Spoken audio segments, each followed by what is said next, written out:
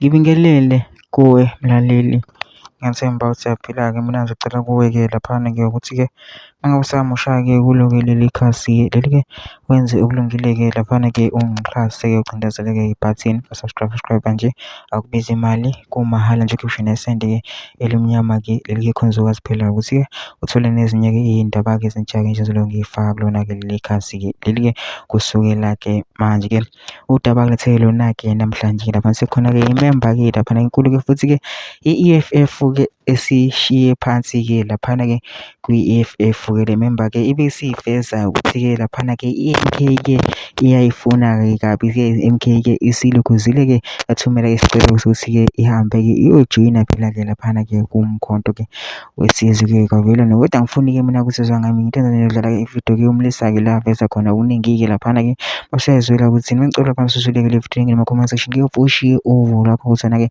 ucabangani-ke ngalo-ke lolu daba-ke lolu-ke busiyangixhasa ucindezela-ke ibhathini subscribe nje akubizi imali, kumahhala nje ukhishwe nesenti-ke elimnyama leli khona uzokwazi ukuthi uthole nezinye-ke iy'ndaba-ke ezintsha-ke siloke siy'faka kulona-ke leli khasi leli-ke kusukela-ke manje-ke nayo-ke le video-ke awuyithokozele. Ngize nendaba. Allegedly, there's a video that I posted yesterday that is not audible. Nama ngazi ukwenza kanjani. Angazi. Futhi nje kunomkhovu owenze sure ukuthi ivideo amayizwakali. Nalapho bengikhuluma khona ngedaka. Kodwa ngingakangeni le daka ke ngidlulise lokhu ukuthi umama advocate Busisiwe Mkhwebane useyilaxazile i-EFF ngoba uthi uyahlukunyezwa. Akahlukunyezwa ke i-EFF ningizwe kahle. Uhlukunyezwa yilabo nje bekhanyilanga beda behlangene nalabo abakwa Green abanikazi beGNU. So yibo abantu abamhlukumezayo. Niyazi ke namacala ophalaphana, niyazi konke no South African Reserve Bank niyawazi amacala akake waba involved kiyo angabaphathanga kahle, including apps. So yiwo lawa amenza ukuthi agcine ese impeachiwe. Kuloyo impeachment kwathiwa akeze uthola mali. Hayi ukuthi akeze uthola mali ngoba okanye bemimpeacha ngoba she is not good enough, but because they punishing her for ukuthi she is fighting the very same fight that Ubaba Jacob Zuma was fighting. So they don't like such people. So ngiyacela abaseduze kwakhe including Ubaba uSikhosana imtshela ukuthi akeze ekhaya. Home is where the heart is. Yeah, akeze ekhaya. MKP sizomemukela ngezandla ezimhlophe. Yes. And then la kudala into ebengidlulisa lelo ukuthi njengoba belwa kangaka nje eGauteng manje befuna ukukhipha upanyaza.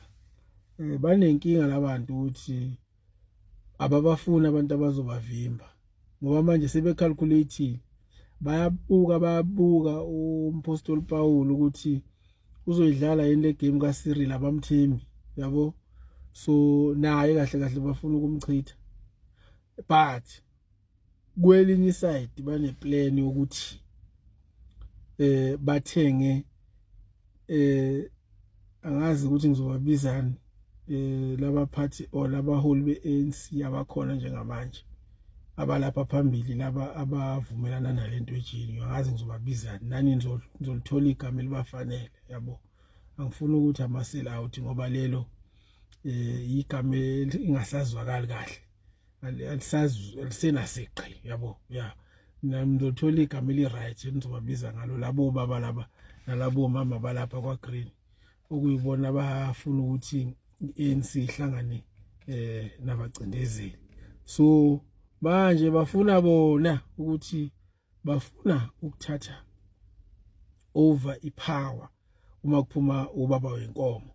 So the easiest way to do that is to buy the leadership of the ANC. How do you buy the leadership of the ANC? By saying to them you are joining hands with them. Kusho ukuthi baba isabu consortium kanje. Amaqembu amabili ahlanganayo ngoba vele wasekuqaleni babengafunanga iGNU uyobona.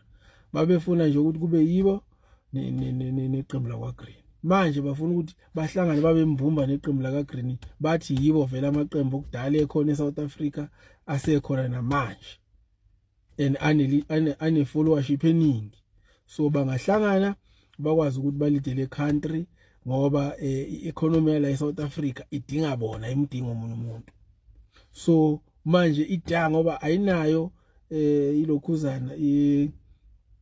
ilokhuzana abanabo abavoti abaningi okanye abantu abazobavotela abaningi.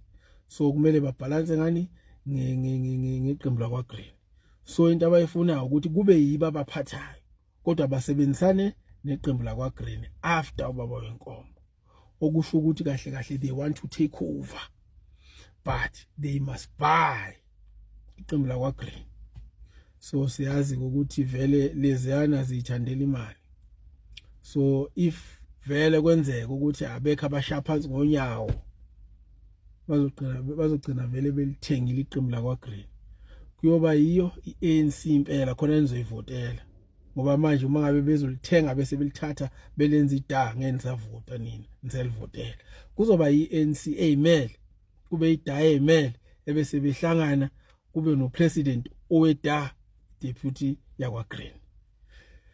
Yizwa ke indaba lezo bengintshela zona izolo kuleya video ebingekho audible. Angazi ke le ukuthi izoba audible or not, but that was the case that I was actually telling you about. Ukuthi ida is trying different ways of making sure ukuthi they ascend to power. In fact, they want to lead in 2029 and they want to use the ANC Ramaphosa to do so.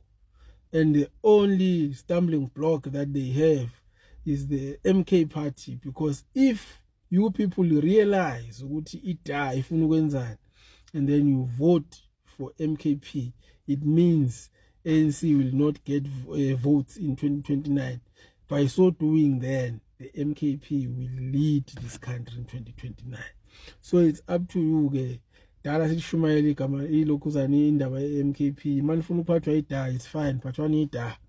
Yabo, ngesilokhu sathi uzohlangana nathi, abangafuna abafuni vele, qhubekani nivotele iANC niphathwe ida 2029. Kodwa nje bengithi angikuveze lokho ukuthi cha, bayazi ukuthi uma bengalinda u2027 kungenzeka kube nenkinga. So abasheshe bayilungise lento manje ukuthi kumele nje ukuthi kushawa 2027 sebeyazi ukuthi bamiphi, yabo, sebethengile iqembu lakwa Green. Yilezo ke indaba benginilethela zona izolo. Danko.